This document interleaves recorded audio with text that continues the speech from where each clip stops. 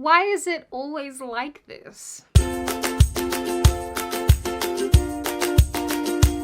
Hi, my name is Sydney, welcome back to hell. And as per usual, before we launch in, today's video is sponsored by PDS Debt. And of course, happy Valentine's Day to all of you on my side of the planet, and happy late Valentine's Day to those of you on the other side of the planet. I hope you all felt a little love, platonic or otherwise. And if not, just know that I love you, because love makes the world go round, or so I'm told. Now, as basically all of you know at this point, Hollywood has been progressing down this absolutely bizarre path of turning anything and everything into a remake, even if no one asked for it. And they'll still call something live action, even if the new film is 90% CGI.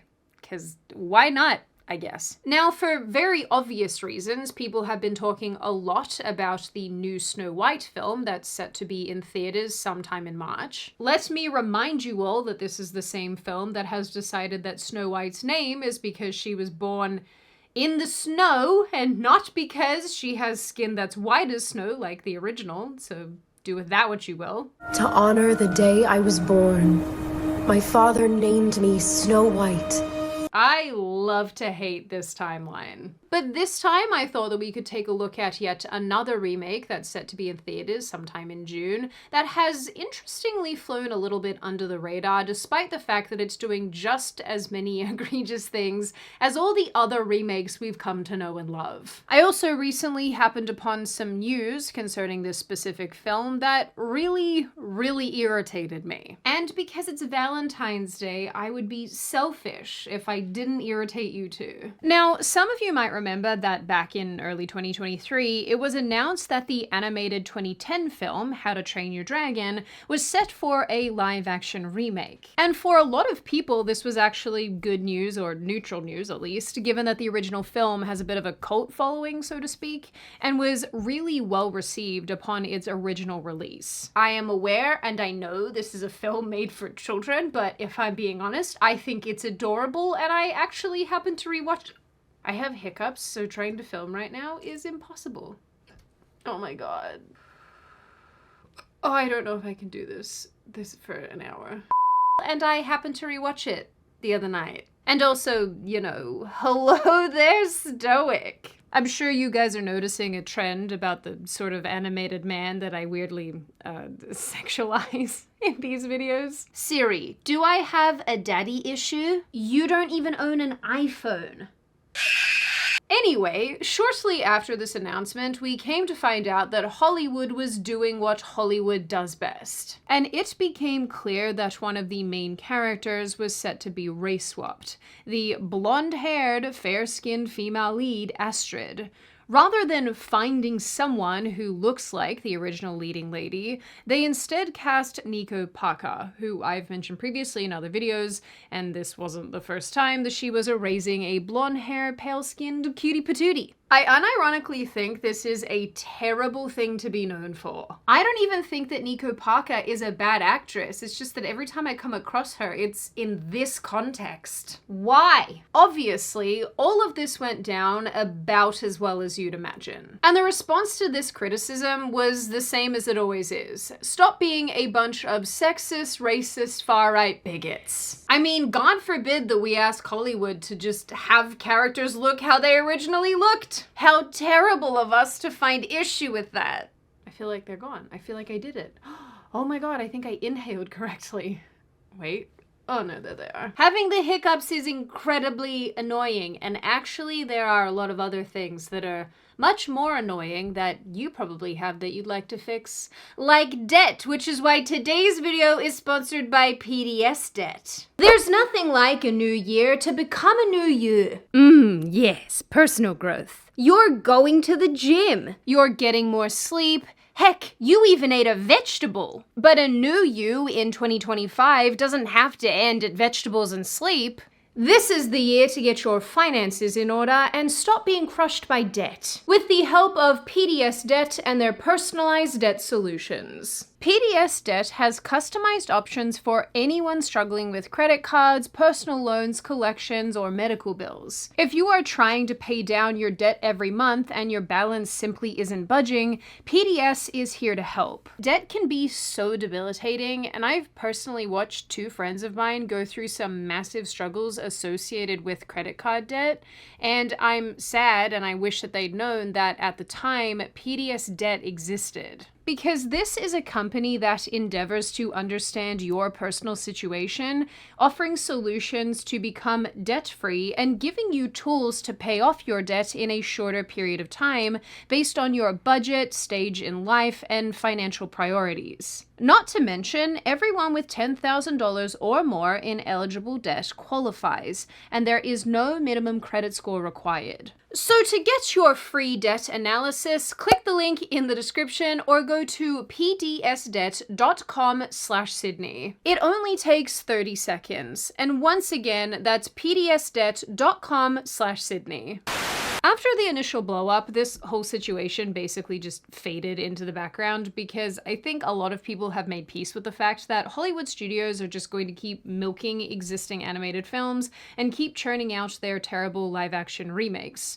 Also, additionally, I don't think that there was enough drama around this particular remake for people to really get their knickers in a knot too much. Although I'm not sure what's considered live action about a film that's still majority animated. Maybe I'm missing something here, maybe I'm not the target audience, I don't know. But in my travels of the internet, I came across the newly released How to Train Your Dragon trailer, which gave us a better look at the cast. I'm sure Editing Sydney is gonna show you some of this. Yes. I've killed hundreds of us! Editing Sydney just added a bunch of stoic clips, didn't she? Then, in a strange turn of events, I happened upon a Screen Rant article headlined, "Not Everyone Needs to Be White. How to Train Your Dragons Live-Action Casting and Lore Change Unpacked by Director After Astrid Backlash." And obviously, just based on this headline, it really irritated me. I was very annoyed. This crap is why NASA have found an asteroid that's probably gonna hit us in like 8 years. The article relayed an interview that took place with the film's director, Dean DeBlois. DeBlois. That's how he pronounces it. DeBlois. In speaking about the race swap of our blonde-haired, pale-skinned Astrid, he said that Nico Parker's casting was about her performance and not her appearance. He said, "People who are online who are complaining she's not blonde enough or white enough, just wait till they see the performance. The performance tells me everything I need to know. It's also an expanded mythology, so not everyone needs to be white in this community. They are a gathering of warriors from all these different places under the same Viking banner." Well, I do hate to be the bearer of bad tidings, but if they're Vikings, then yeah, they probably do all need to be white. What's that? He's doing an ancient multiculturalism. Okay, I see. If I hiccup one more time, I am going to freak out.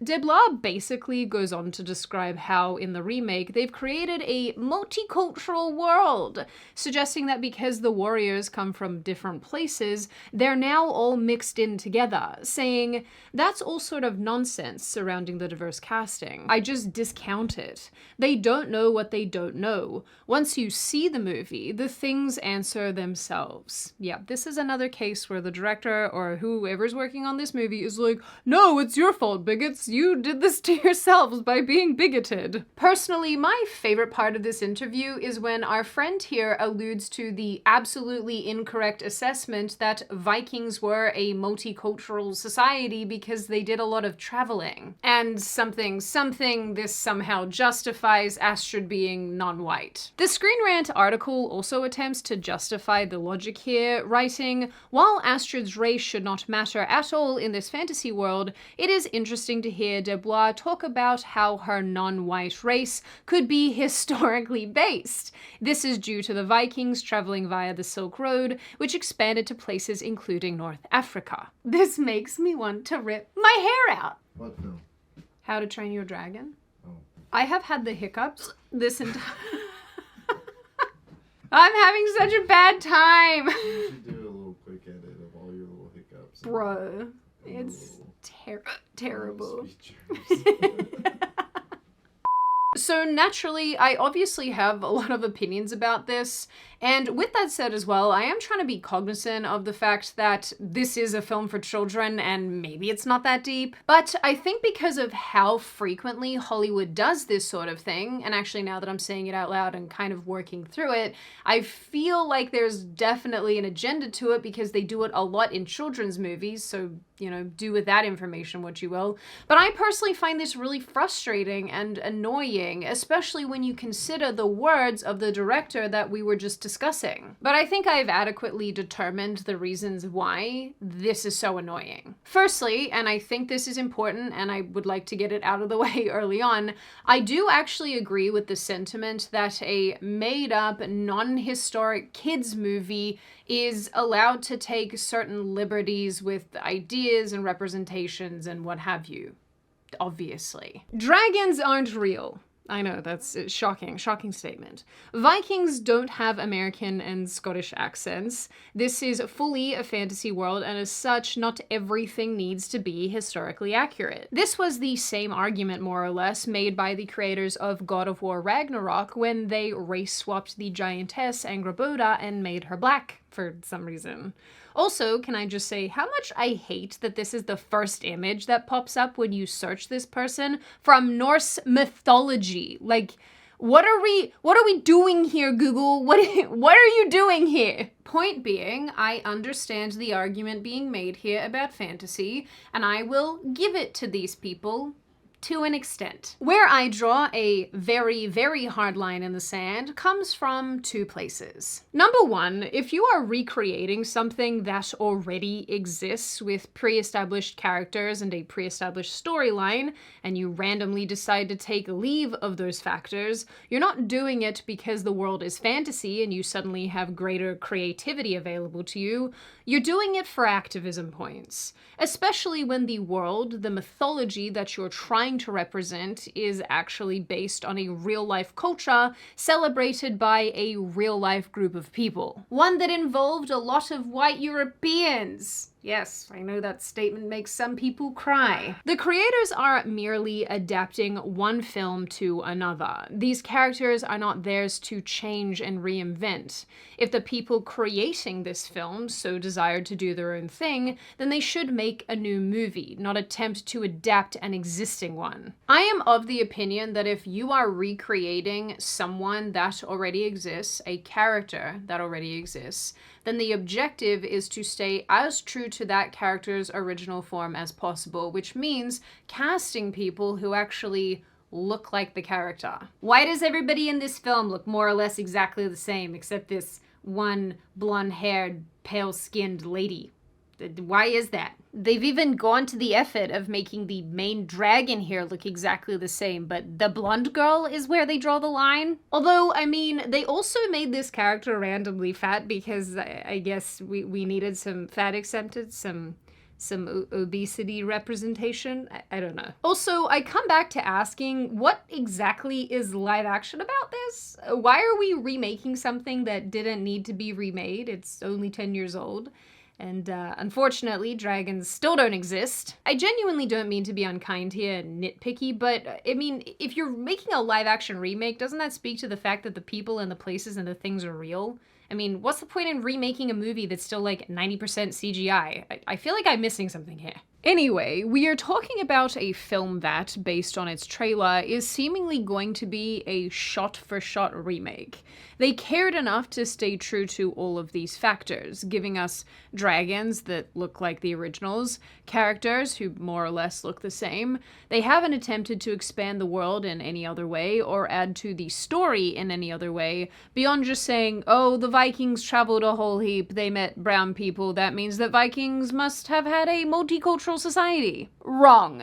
They didn't. I think I'm gonna put here that you sit on a throne of lies statement, because that is accurate. That's how I feel when I listen to and read this crap.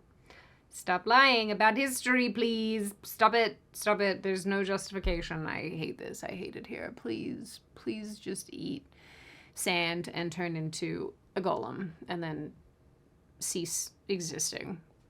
Anyway, this brings me to my second point. Although the world where this story is set is made up, and it isn't necessarily built around any specific Nordic folklore or mythology, it is still entirely based around a group of people who really existed. And when we find out that a story is based around a particular real-life culture, we are primed then to expect certain things, including the way the people represented look.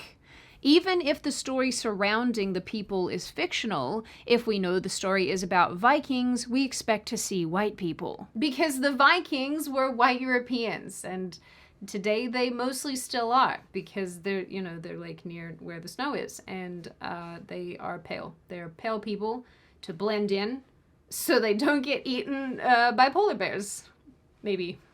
I don't know. If we were being told a similarly fictional story, but it was set in ancient China, I would not expect to see Europeans or Africans running around. It's crazy, but I expect to see Chinese people. And I won't lie, I think it's a little alarming that this expectation suddenly changes when it concerns a European culture. Once again, I find it extremely ironic that effort has been put into giving us a gimmicky version of Vikings. We have their long houses, their clothing, their hairstyles, obviously within the context of a kid's film. But their skin color, arguably one of the most distinctive parts of these people, is where Hollywood draws the line. Now, I know that some of you think I'm being a little bit dramatic with relation to this specific issue and the frequency at which it's happening and yada yada.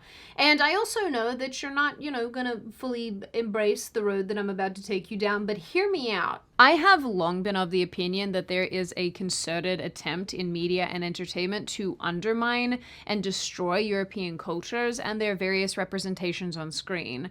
And I think that we've been seeing this a lot for a very long period of time. Like I mentioned earlier, recently you had Angrboda, who was race swapped, Anne Boleyn was race swapped, Jarl Håkon, I think that said Jarl. Feel free to correct me in the comments. I'm sorry I butcher every name I ever try to say. Anyway, Jarl Håkon was race and sex swapped because they decided to get creative there.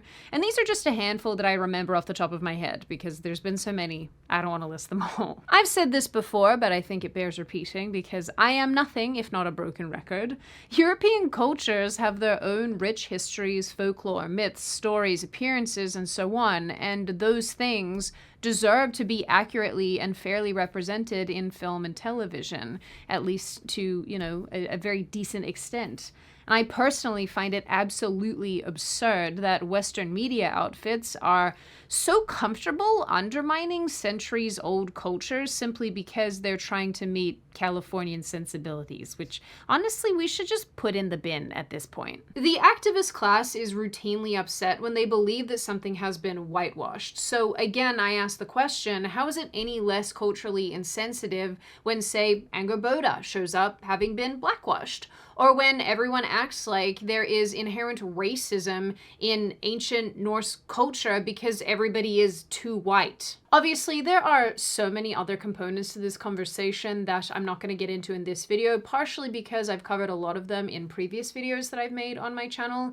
And the other component here that's just worth me saying, just so that you guys know, if you read the Screen Rant article, you will find that there are other things that the director said that are definitely worth getting into, but again, we just simply don't have time here. I think the bottom line for me is that it's perfectly fine to create entertainment that's based in fantasy, that's fun to watch, and that has new and fun and exciting ideas in it, where different races can come together and be seen on screen together in a way that makes sense and doesn't cause people to freak out. The fantasy and the creativity, that's not the issue here. Obviously, I can only speak for myself when it comes to this, but I dare say that there is a large portion of you who likely align with my sentiments here.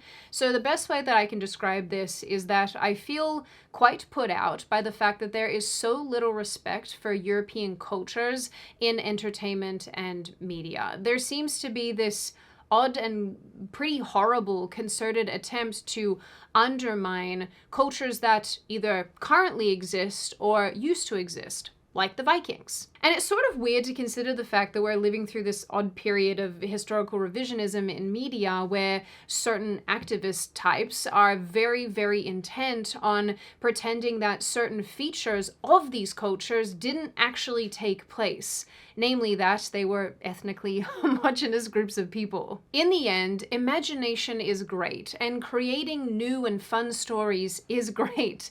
But I am personally never going to get behind this bizarre Hollywood trend of erasing light-skinned people from their own cultures and mythologies. Now, on that happy and pleasant note, and before I open the floor to all of you, this is just a reminder to check out PDS Debt using the link in the description. Go and check them out for your free analysis. It's worth doing just for the sake of being a little bit more educated about what your options are. Now, I open the floor to all of you. What do you all think? Are you on my side of this issue where you think that this type of thing is totally nuts and unnecessary, that if you already had an existing character, why don't you just make the new one look the same way or very similar?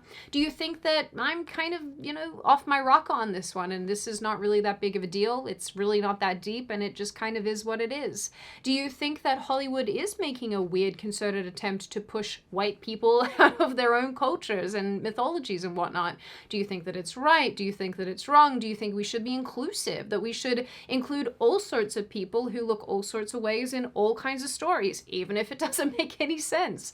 And what do you generally make of this issue overall? As always, if you made it this far in the video, congratulations. I always like having you along for the full ride. If you are new here and you are not subscribed already and you would like to see more of me and more of this kind of content, feel free to subscribe to the channel as well as leaving this video a like and a comment because I do read the majority of them and I do like hearing your feedback. Of course, happiest Valentine's Day to you all. I hope it was a really, really wonderful day. And as per usual, I will see you wonderful, pretty people in the next video.